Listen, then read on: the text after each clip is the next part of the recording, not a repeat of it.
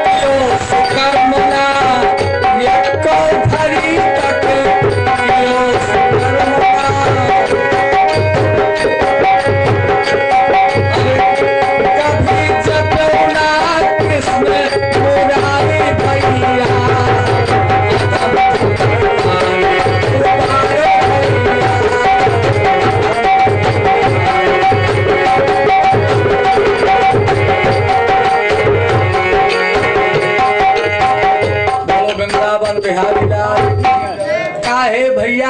हम तोहार भाई धुंधकारी हन और कब्बो कुकर्म कीन आज तक हमेशा सुकर्म नाई कीन। तो अब कौनो उपाय करो कि हमार ई कुकर्म छूट जाए, हम परेश से जौन है वो हो जाए, गति हो जाए। तो गोकर्ण जी ने समझाया कि हे भैया, जहाँ अतरे रोज त्रेतायुन भोग्यो हो तहाँ रुको, सवेरे तोहार कोनो उपाय करबे। अब गोकर्ण महाराज जी सुबह हुआ तो स्नान पूजा करके चले गए। जौन संत मिले उनके पास जाए पहुंचे तो कहें कि हे संत जी, हमार भाई प्रेतायौन भोगत है, तो हके उपाय कुछ बताए दिया जाए।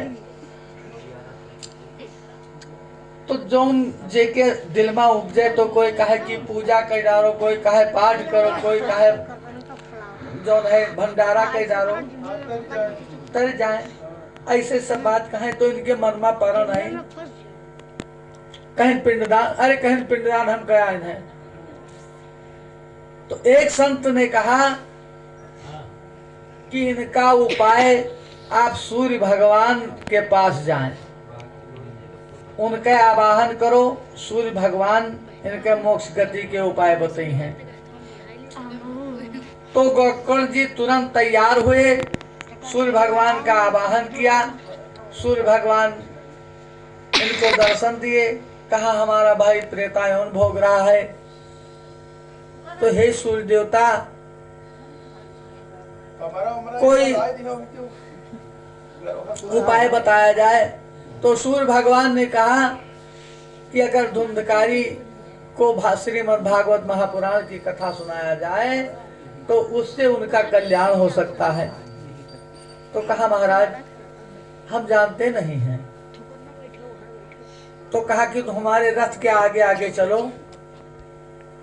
तो जब रथ के आगे आगे चले तो सूर्य भगवान गोकर्ण जी को 4 श्लोकों में श्रीमद् भागवत सुना दिया। अब जब वहां आए तो नगर वासियों को बुलाया और कहा कि भाई हम श्रीमद् भागवत का अनुष्ठान करेंगे। तो गांव वाले कहें कि का हुआ थे, चलो देखा जाए। सब लोग इकट्ठा हुए। अब गोकर्ण जी को बताया था कि 7 गांठ गाड़ दो, तो एक बांस गाड़ दिया। तो अब धुंधकारी जब कथा शुरू हुआ तो कहूँ जगह नहीं पाए तो हवा के रूप में वो बसवे में है समाहित हो गया। आज वही बांस लगा है।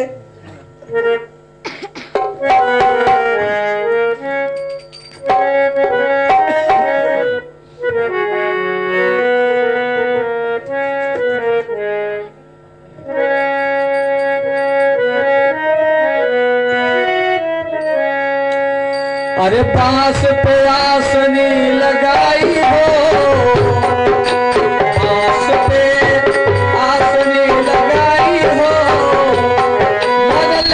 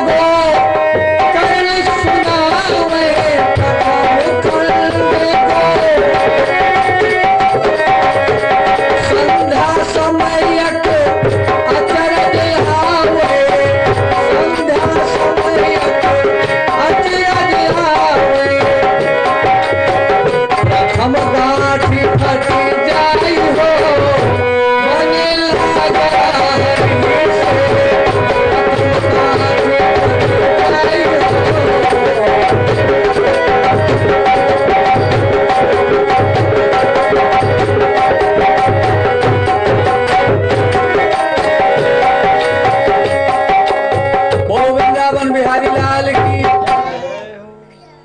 वो बाट जो लगा है, दिन भर गोकर्ण जी कथा सुनाए और शाम को कथा सुनाने के बाद जब कथा